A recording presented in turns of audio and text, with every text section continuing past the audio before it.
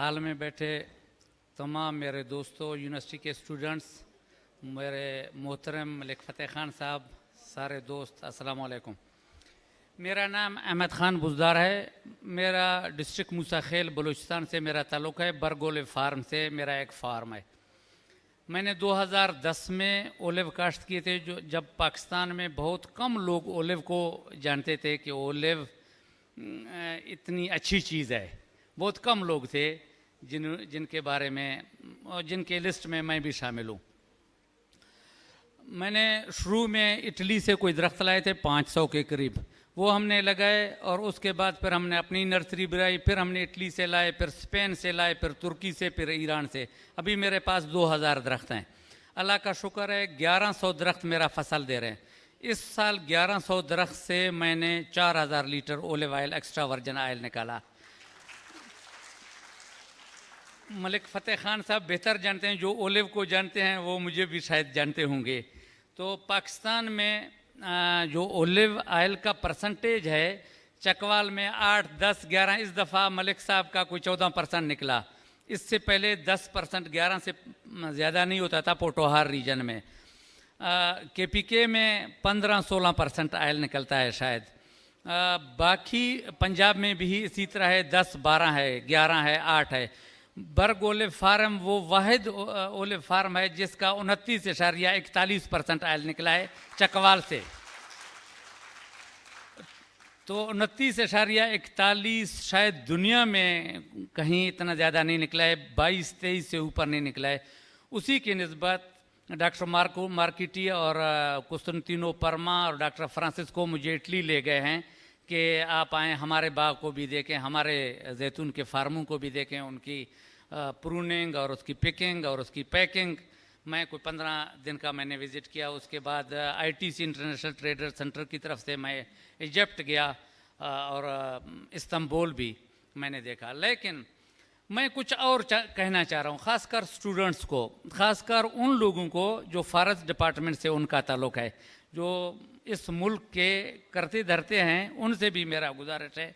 ज़ाहिर है major general साहब इधर नहीं हैं, शायद वो हमारी बात को सुने।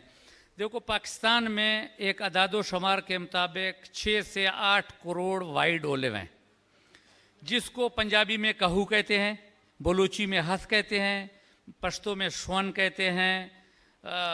मतलब मुख्तलिफ़ ज़बानों में उनकी अपना एक नाम है, लेकिन असल चीज़ वो जैतून है, लेकिन वो वाइल्ड है, वो वाइल्ड हैं। वाइल्ड ओलिव से मैंने 2022 में यहाँ NARC में इस्लामाबाद में हमने निकाला, उसमें 7.9% ऑयल निकला।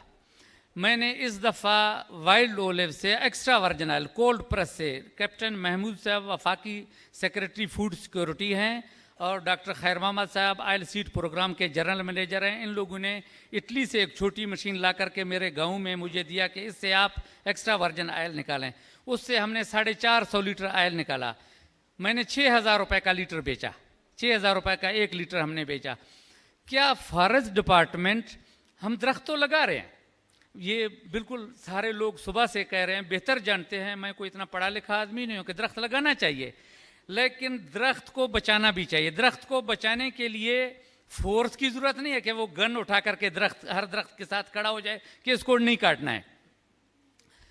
दरख्त को बचाने के लिए टेक्निकल काम करना चाहिए आवाम के साथ। हमारे इलाके में बलूचिस्तान में एक डिस्ट्रिक्ट है, शेरानी डिस्ट्रिक्ट, शायद यहाँ पे पश्तून बैठे होंगे, उनको पता होगा। शेरानी डिस्ट्रिक्ट में आज से 8-10 साल पहले, आप लोगों को भी मालूम है, चलगोज़े के लकड़ियाँ बिकते थे जिससे दरवाजे और खिड़कियाँ बनती थी।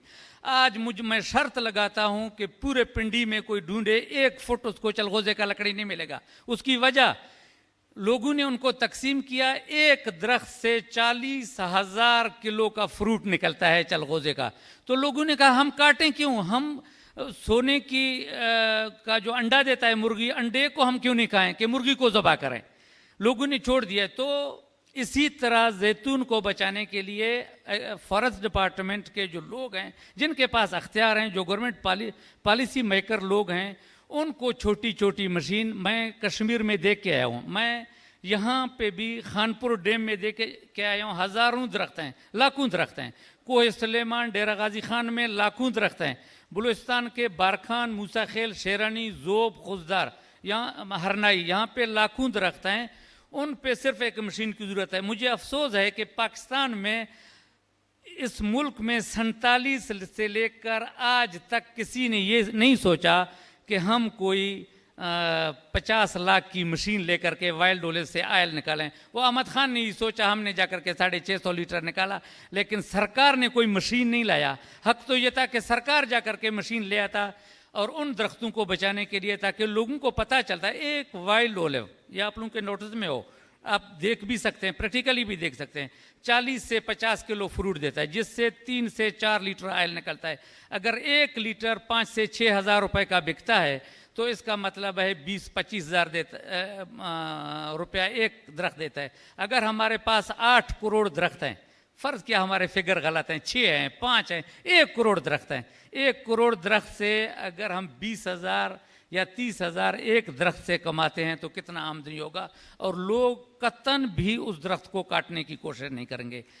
मुझे उम्मीद है कि आप लोग मेरी बात को समझ गए होंगे कि ये एक बेहतरीन काम है। जिसके पास अख्तियार है, जिसके पास अख्तियार नहीं है, वो अख्तियार वाले लोगों तक मेरी पैगाम को पहुँचाएँ कि इस तरह हमारे दरख्त बच भी सकते हैं और लोग भी लालच में आकर के इस दरख्त को कभी भी नहीं काटेंगे।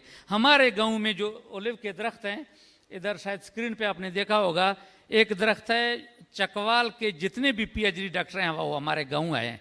पंजाब का director general agriculture extension, agriculture DG agriculture research, ये सारे हमारे गाँव आ चुके हैं। इन्होंने देखा है, वो कहते हैं 1800 साल इसकी उम्र है। एक दरख्त को काटने में कितना टाइम लगता है? ज़्यादा से ज़्यादा आधा घंटा, 1 घंटा मशीन उसको गर करके काट देता है, लेकिन उसको दोबारा उगाने में 1800 साल लगते हैं। ये एक बहुत बड़ा नुकसानदेह है। दूसरा नुकसान, हमारे इलाकों में लोग माल मवेशियाँ पालते हैं। माल मवेशी जिनके पास हैं, जिसके 100 दुम्बे या बकरे हैं, वो एक झूपड़ी बनाता है। एक झूपड़ी बनाने के लिए जी सर 80 दरख्त उसको काटने पड़ते हैं। लिहाजा लाइफ स्टॉक की ज़रूरत है कि वो उनको शेड बना कर दे दें ताकि वो दरख्त काटने से बच जाएं। बहुत बहुत शुक्रिया आप लोगों का टाइम देने का। बहुत बहुत